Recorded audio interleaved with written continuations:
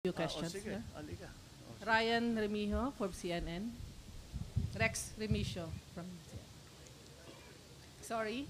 Yeah. Mr. President, good morning. Good morning.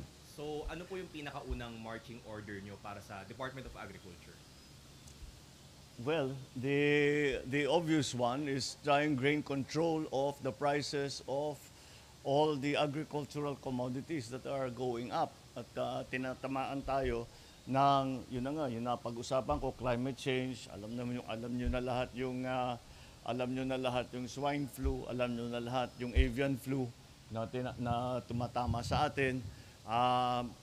Kaya yan, ang una natin in the immediate term, hindi lang short term, kundi in the immediate term, kailangan natin makakontrol at tignan kung paano natin gagawin. At the same time, kasabay nito is the longer term, yung production at saka cost of production, mechanization, lahat ng mga bagay na yan. At we will tinitignan natin ang mga ginagawa ng ating mga karatig bansa, such as Thailand, such as Indonesia, such as Vietnam.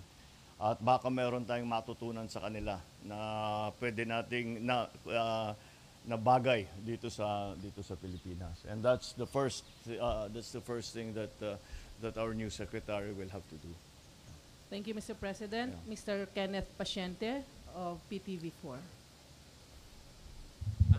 Good morning, Mr. President, morning. and good morning, Secretary. To Secretary Laurel po, sir, following your appointment, ano po yung marching order nyo naman po sa Department of Agriculture, sir? Thank you. Well, today I will proceed to the Department of Agriculture and meet everybody. Well, ang hingingin ko lang sa kanila talaga sa ngayon is their full cooperation dahil importanteng buo ang departamento sa isang goal, no, which is basically modernization at increase of production. Yan ho ang marching order sa atin ni Presidente at yung mga plano ni Presidente i-implement namin to the letter. But I need the team to be intact at buo ang loob para magawa at para ma-meet ang targets and goals natin. Thank you. Thank you, Secretary Laurel. Thank you, Mr. President.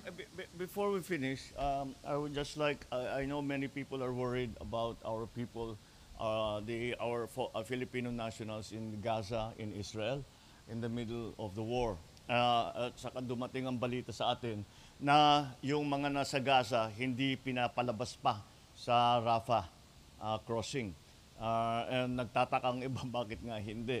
Well, it is unfortunately completely out of our hands. We have no control over this. It is between the Israelis and the Palestinians. There is also a complication because some of the Filipino nationals, mga babae, na may napangasawa na ng Palestinian. Hindi pinapalabas yung Palestinian. So many of them are undecided kung gusto nilang umalis o hindi. Dahil siyempre, ayaw naman nilang iwanan ang asawa nila, ayaw nilang iwanan yung kanilang anak.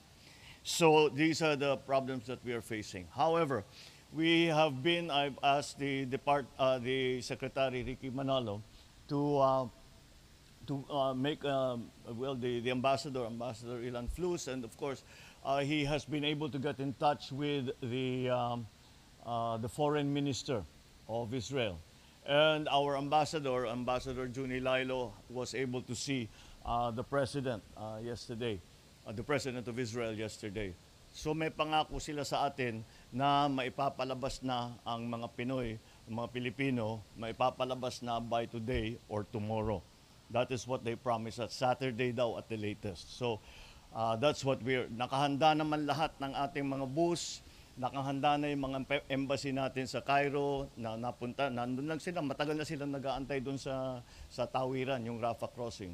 And they are ready for when the time comes na tumawid na ang mga Pinoy, dadalhin at pauwi.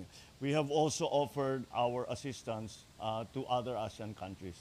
Maraming Thai, may mga Vietnamese, meron mga iba't iba. So sabi namin kung sino mauna, magtulungan na lang tayo. And it looks like we are the ones there first because ang presence naman ng Pinoy in the area is much higher than the others. So that is the latest news that I received today, early this morning from our Secretary of the DFA. And sana naman matutuo na para mailabas na natin lahat ng gustong lumabas and bring them back home to safety. Thank you. Magandang umaga sa inyo. Thank you, Mr. President. Thank you, Secretary Laurel. Thank you, Malacanang Press Corps.